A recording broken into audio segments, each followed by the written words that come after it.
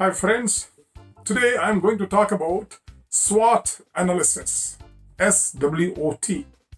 Strength, Weaknesses, Opportunities and Threats. Analysis post-Corona India. Corona crisis continues globally. Fourth stage of lockdown in India is over. The fifth stage of lockdown, or you may call it the unlocking phase, the first phase of unlocking has started. It is no more stay home, stay safe scenario. Yes, it did serve its purpose. It gave its dividends.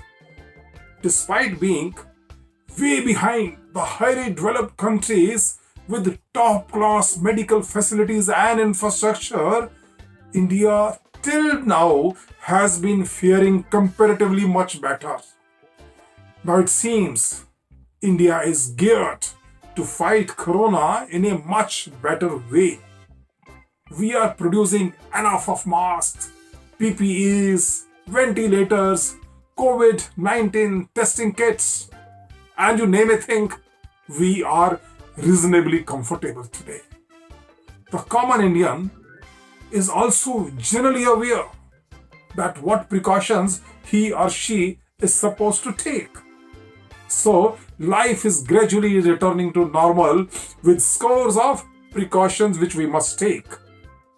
It looks like we have to live with Corona scare now and move on. For how long the industry and economic activity can remain shut?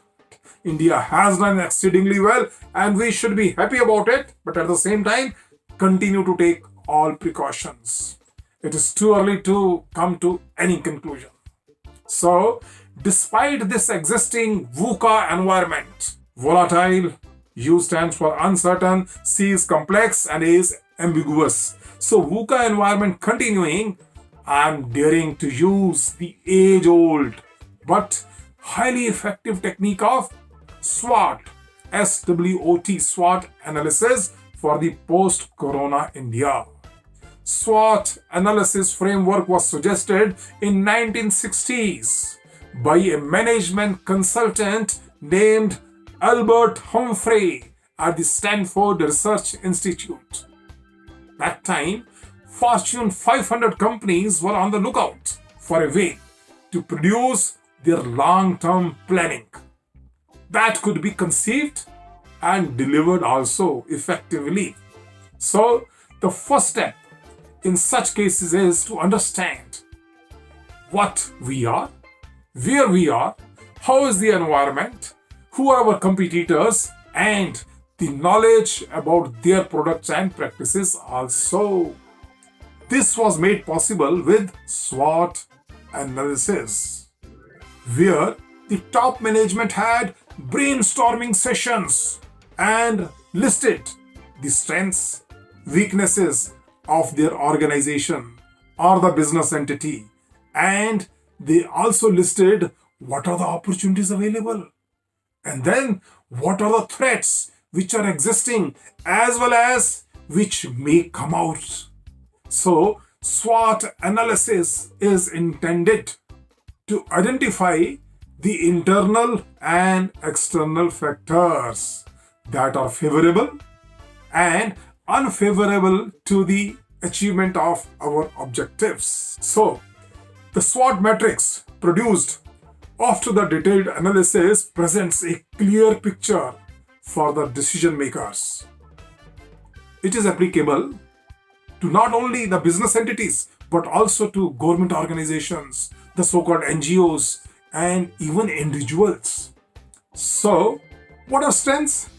Strengths are those characteristics of the business or project that give an advantage over others. And what are the weaknesses? Those characteristics of the business that place the business or project at a disadvantaged position relative to your competitors or others. And what are opportunities? Those elements in the environment that the business or project could exploit to its advantage. There are opportunities. And what are the threats?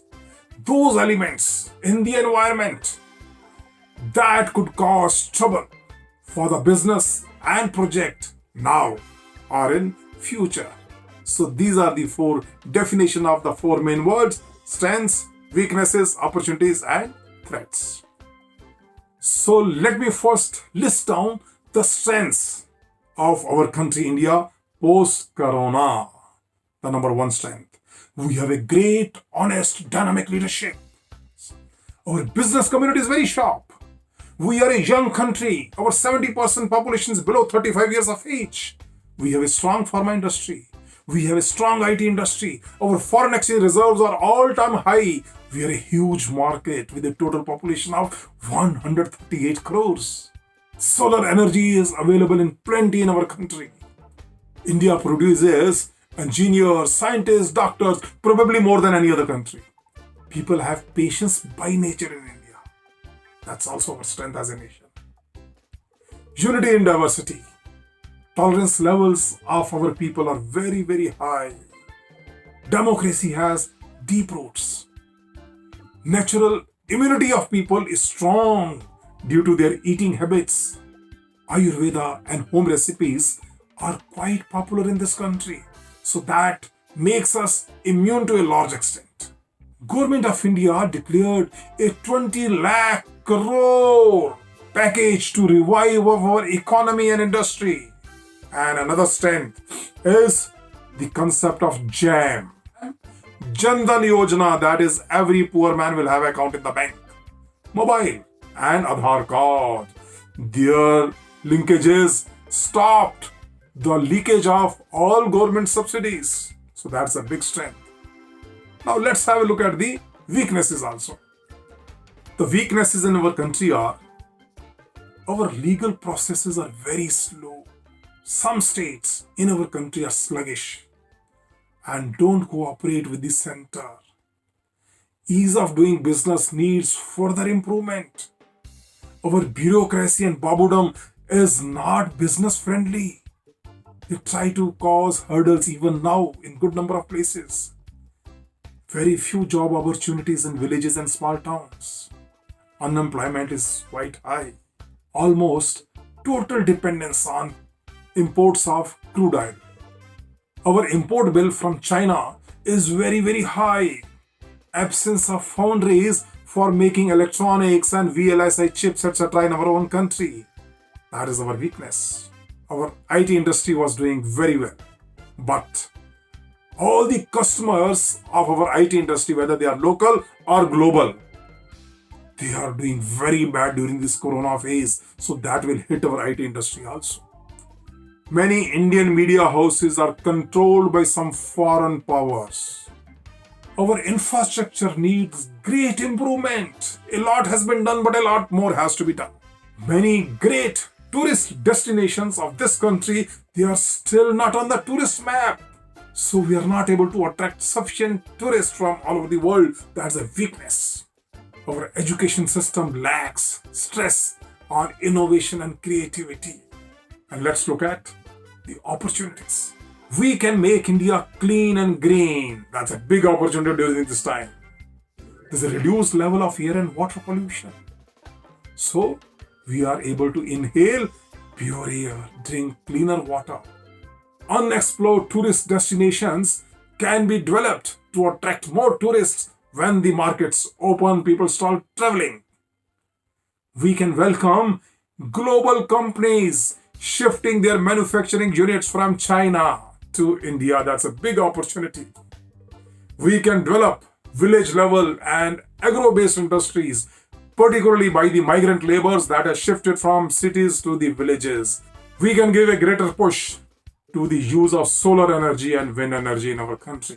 Our scaled up medical infrastructure can be used for medical tourism when things settle down. During this period, everybody has been using online education to a large extent. So we have become digital within these 2 months. That's a very big advantage. So we must make use of that opportunity. Trend of work from home will increase, particularly in the IT industry and maybe some other service industries. So that will improve the profit margin of some of the companies by reducing their expenditure on their infrastructure. Our pharma companies, our mask manufacturing and PP manufacturing companies, their production is increasing day by day. And we will become a big exporter of all these items to all over the world.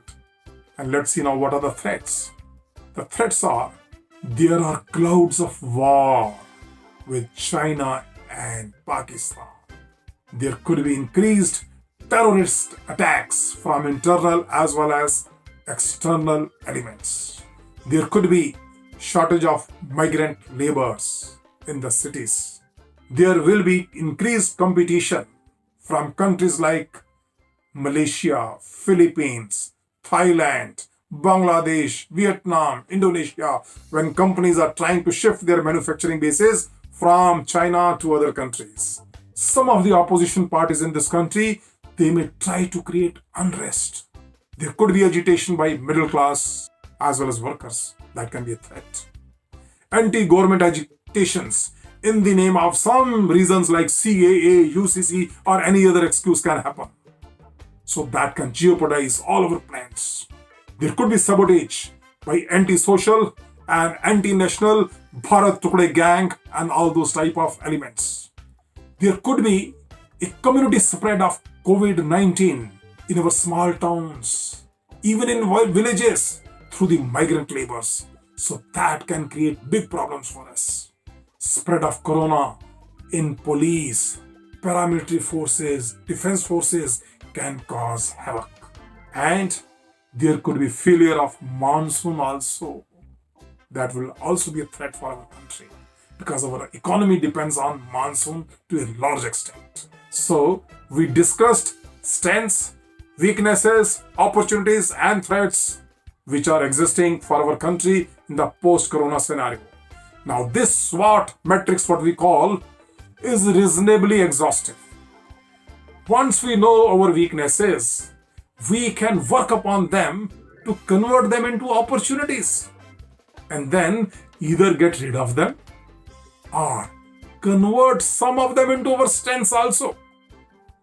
And we can also make use of our strengths and exploit them fully to gain competitive advantage over our adversaries globally. Separate task forces should be made by Niti Aayog or the concerned ministries to ensure that we don't lose the opportunities which we have just listed. These opportunities are to our platter. And the nation will have to adopt zero tolerance towards terrorism and anti-national elements. If we take care of all these things, I believe very strongly that the future for our country is very, very bright. Nobody can stop us from going at full speed. And I'm sure Indians can do it. Thank you.